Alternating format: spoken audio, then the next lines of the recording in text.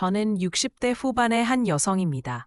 평생을 시장 통해서 노점으로 살아온 그렇게 힘들게 모은 전세 보증금 이야기를 들려드리고자 합니다.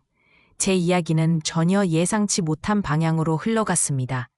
그건 바로 큰아들이 저에게 사업 자금을 요청하면서 시작된 일입니다. 그는 저에게 그 돈이 필요하다고 하면서 단 한 번의 대화로 우리의 관계를 끝내버릴 것 같은 기분이 들었습니다. 대화는 격해졌고 형제 간의 갈등은 눈덩이처럼 불어났습니다. 그날의 기억은 여전히 제 가슴속에 깊이 새겨져 있습니다. 그날 가게에서 일을 마치고 집에 돌아왔을 때 큰아들이 저를 기다리고 있었습니다. 그는 다소 긴장한 듯한 표정으로 저를 바라보며 말했습니다. 엄마, 저에게 돈 좀 빌려줄 수 있어요? 사업을 시작하려고 하는데 초기 자본이 필요해요. 그 말에 저는 놀라움을 감출 수 없었습니다. 사업? 그런데 그 돈은 엄마의 평생의 노력으로 모은 거야. 무슨 생각으로 그런 말을 해? 제가 소리치자 큰아들의 눈빛이 어두워졌습니다. 엄마, 이젠 저도 나이에 걸맞은 책임을 다하고 싶어요. 이 기회를 놓치면 후회하게 될 거예요. 그는 저에게 두려운 눈빛을 보냈지만 그와 동시에 저의 마음은 차갑게 식어갔습니다. 그와의 대화는 갈등으로 번졌고 결국 저와 아들은 서로의 분노를 쏟아내는 싸움으로 이어졌습니다. 너는 엄마의 고생을 알기나 해? 제가 소리치자 큰아들은 그곳에서 나가버렸습니다. 그 순간 제 가슴 속에서는 죄책감이 피어올랐습니다. 작은 가게에서 종일 손님들을 맞이하며 쌓아온 땀과 눈물이 한순간에 무너지는 듯한 기분이었습니다. 왜 이러고 있는 걸까요? 내 아들, 내 자식이 내 손으로 모은 재산이 필요하다고 하는 것이 왜 이렇게도 제 마음을 아프게 하는 걸까요? 이틀 뒤 작은 아들이 저를 찾아왔습니다. 그는 아버지의 어깨를 무겁게 짚으면서 말했습니다.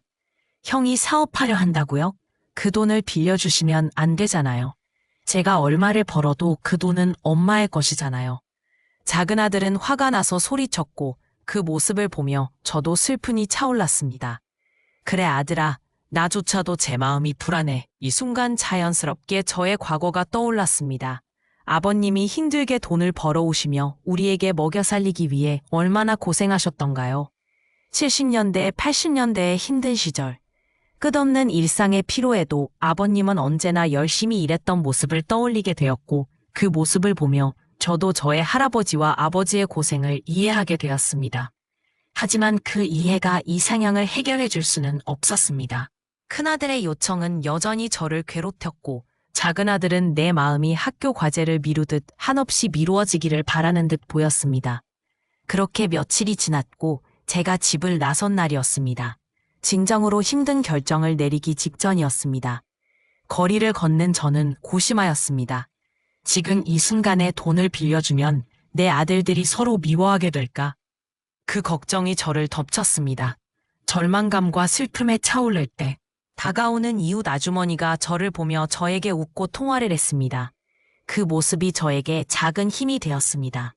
그분은 언제나 저를 응원하시며 격려해 주셨거든요.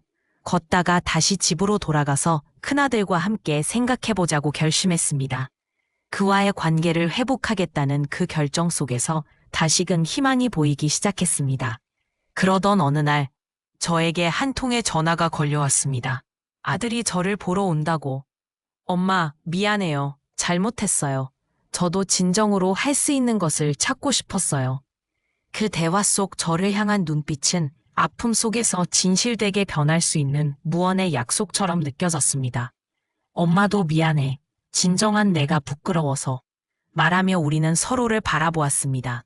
언젠가 무너졌던 관계가 부서지고 다시 조각이 모아지는 기분이었습니다. 그날 저희는 끌어안고 통곡하는 감정의 바다가 되었습니다.